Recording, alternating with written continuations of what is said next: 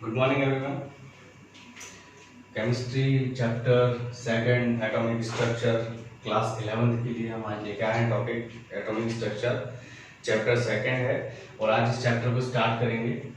तो आप लोगों ने जो है 9th class 10th class 8th class में एटम्स के बारे में जो पढ़ा था वो एक नॉर्मल वे में पढ़ा, लेकिन जैसे ही आप 11th क्लास में मूव करते हैं तो सब्जेक्ट केमिस्ट्री में जो एटम है उसमें हम जो है ब्रीफली एक्सप्लेनेशन देखेंगे एक्चुअली में एटम किस तरह से होता है। आज एक इंट्रोडक्शन क्लास है इस चैप्टर की। So let's start the topic atom. अब एटम को यदि अगर हमें समझना है तो सबसे पहले हम क्या करेंगे, एग्जांपल लेंगे।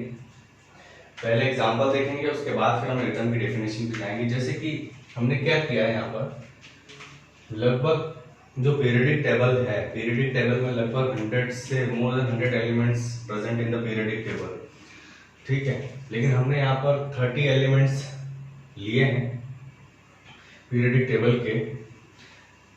तो इन 30 एलिमेंट्स को नॉर्मली हमें दिमाग में रखना है और हमें याद रखना पड़ेगा, क्योंकि ये 30 एलिमेंट जो है, जैसे अब इंट्रोडक्शन है तो 1 से लेकर 30 तक तो हमें याद रखना ही पड़ेगा।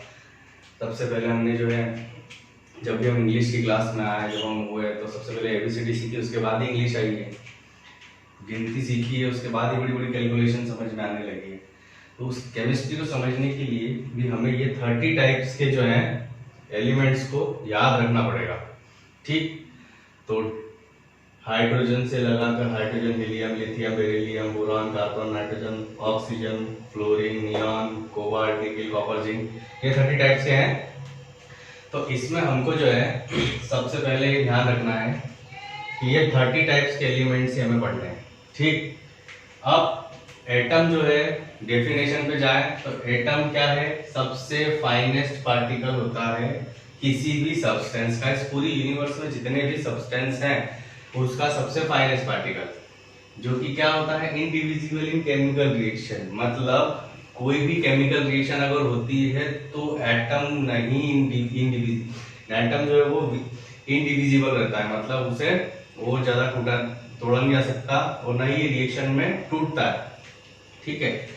अब ये जो एटम है ये किससे मिलकर बना होता है, तो जो एटम है, atom is made up 3 fundamental particles, electrons, protons and neutrons. These 3 are the fundamental particle. What do you mean by the fundamental particle? The smallest unit of the atom or the particular substance, ठीक है। तो fundamental particles क्या होते हैं, सबसे smallest unit होती है particular substance की, या बोल सकते हैं कि पर्टिकुलर एटम की। तो किसी भी सब्सटेंस की सबसे स्मॉलेस्ट यूनिट जो है वो फंडामेंटल पार्टिकल है, ठीक है। तो ये तीनों ही क्या होते हैं, उसके फंडामेंटल पार्टिकल है। ये तीनों एटम में प्रेजेंट कहाँ होते हैं, सबसे पहली बात ये तीनों जो है एटम के अंदर प्रेजेंट होते हैं। तो जो एटम, जब हमने ये एटम बनाया, बीच में क्या होता है, न्यूक्लियस होता है, ठीक है। न्यूक्लियस का डिस्कवर किसने किया था, रदरफोर्ड ने, ठीक है। He is the father of nucleus, या बोल सकते हैं कि न्यूक्लियस के खोज करता है, डिस्कवरर ऑफ न्यूक्लियस। न्यूक्लियस के अंदर न्यूट्रॉन और प्रोटॉन पाए जाते हैं, ठीक है।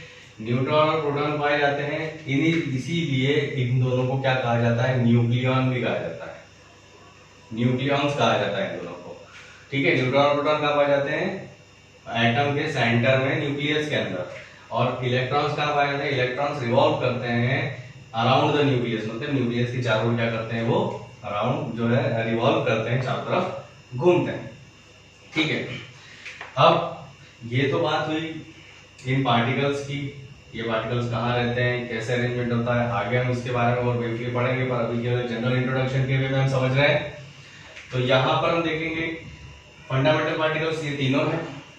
इलेक्ट्रॉन को E- से दिखाया, शो किया जाता है, प्रोटॉन P+ से बताया जाता है, न्यूट्रॉन को मतलब न्यूट्रॉन पे कोई चार्ज नहीं होता है, ठीक है। ये दोनों चार्ज पार्टिकल है, but this is the neutral particle. तो सबसे पहले हम बात करेंगे इन तीनों पार्टिकल के चार्ज की, इनके मास की और इनके नंबर की, ठीक है। तो चार्ज की अगर हम बात करें तो इलेक्ट्रॉन पे -1 यूनिट चार्ज होता है, क्योंकि एक ही माइनस है, तो इसको हम क्या कंसीडर करेंगे, -1 यूनिट चार्ज इसमें प्रेजेंट होता है।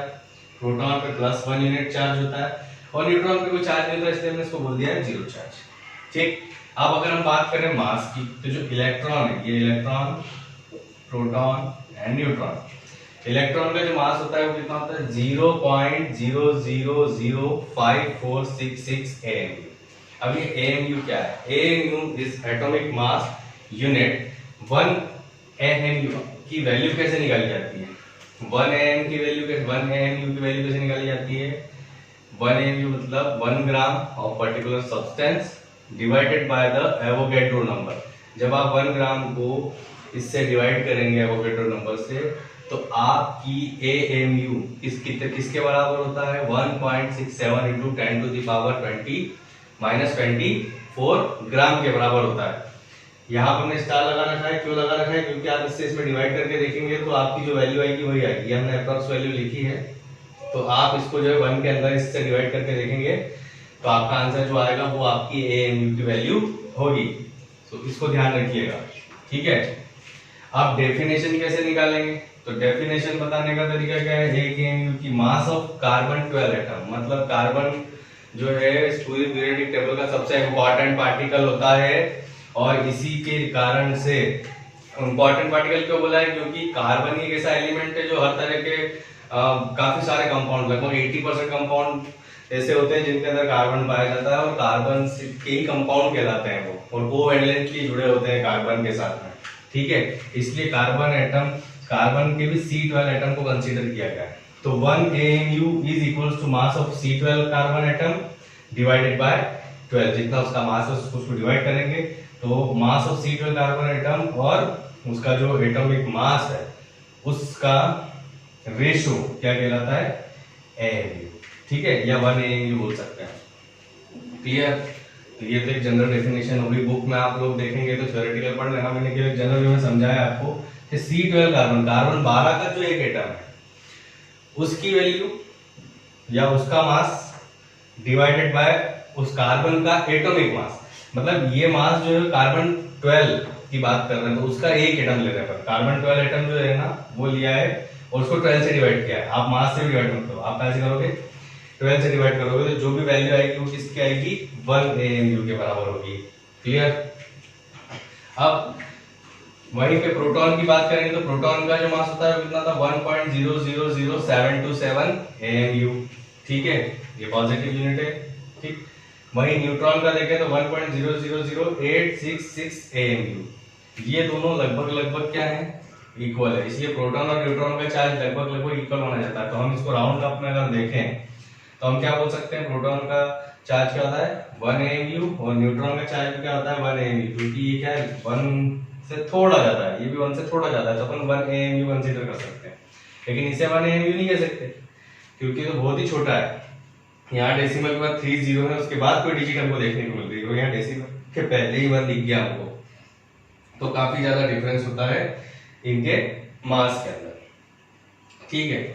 अब ये तो बात हुई। अब ये होता क्या है कि ये जो चार्ज पार्टिकल्स हैं, इलेक्ट्रॉन्स और प्रोटॉन्स, इसमें जो है इनकी चार्ज की वैल्यू क्या होती है? इनके चार्ज की वैल्यू होती है 1.6 इंटू 10 टू द पावर -19। अब अगर बात इलेक्ट्रॉन की है तो वो वैल्यू माइनस में आएगी, -1.6 इंटू 10 टू द पावर -19, और बात अगर प्रोटॉन की होती है तो वैल्यू काय में आएगी? प्लस में, तो +1.6 इंटू 10 टू द पावर -19, ठीक है। अब ये तो बात हो गई मास की और चार्ज की। अब हम बात करेंगे एटॉमिक नंबर की। सबसे पहले मैं आपको ये बता दूं कि एटॉमिक नंबर को हमने अभी तक ये भी पढ़ा है कि उसे Z के द्वारा रिप्रेजेंट किया जाता है, कैपिटल Z के द्वारा। एक्चुअली में एटॉमिक नंबर होता क्या है? एटॉमिक नंबर का मतलब ये होता है किसी भी एटम के अंदर जितने नंबर ऑफ इलेक्ट्रॉन्स या फिर जितने नंबर ऑफ प्रोटॉन्स प्रेजेंट होते हैं वो उस पर्टिकुलर एटम का एटॉमिक नंबर होता है, ठीक है। अब कैसे होगा? जैसे देख लीजिए मेरे पास, यहाँ देखिए आप, मैंने 1 से लेके 30 तक के एलिमेंट्स यहाँ लिखे हैं, ये सीरियल से लिखे हुए हैं, hydrogen, helium, lithium, beryllium, boron, carbon, oxygen, nitrogen, chlorine, ठीक है। इसी सीरियल में आपको याद करना है। ये पहला तरीका यही है कि सीरियल से ही याद करेंगे आप, गिनती भी सीरियल से याद करते हैं 1 से लेकर 100 तक। ऐसा थोड़ी है कि पहले 1 2 3 4 11 15 18 20 25 30 31 32 33 ऐसे थोड़ी याद करते हैं हम, तो सीरियल से प्रॉपर याद करते हैं। तो यहाँ पर भी सीरियल से ही आपको याद करना है 30 एलिमेंट्स। अब ये जो सीरियल नंबर है ये पर्टिकुलर इनका एटॉमिक नंबर है, मतलब हाइड्रोजन का एटॉमिक नंबर कितना है 1, वही फास्फोरस का देखेंगे तो कितना आ जाएगा 15 है। जिस नंबर पे जो एलिमेंट प्रेजेंट है वो उसका क्या है एटॉमिक नंबर है। इट मींस क्या है, जैसे मैं कॉपर की बात करता हूं तो कॉपर का एटॉमिक नंबर 29 दिखा दे रहा है। इट मींस इसमें क्या है 29 इलेक्ट्रॉन्स हैं, या फिर हम बोल सकते हैं 29 प्रोटॉन्स हैं। किसी भी एटम के अंदर जितने नंबर ऑफ इलेक्ट्रॉन प्रेजेंट होते हैं उतने ही उसमें क्या प्रेजेंट होते हैं प्रोटॉन प्रेजेंट होते हैं। तो इसीलिए हम या तो प्रोटॉन से या फिर इलेक्ट्रॉन से एटॉमिक नंबर को कंसीडर करते हैं। ठीक, तो आयरन का एटॉमिक नंबर क्या हो गया 27। इट मींस इसके अंदर 26, इसका मतलब क्या हुआ इसमें 26 इलेक्ट्रॉन्स प्रेजेंट है। तो ये था हमारा एक इंट्रोडक्टिव पार्ट, इसके आगे की चर्चा हम करेंगे नेक्स्ट लेक्चर में। So thank you very much.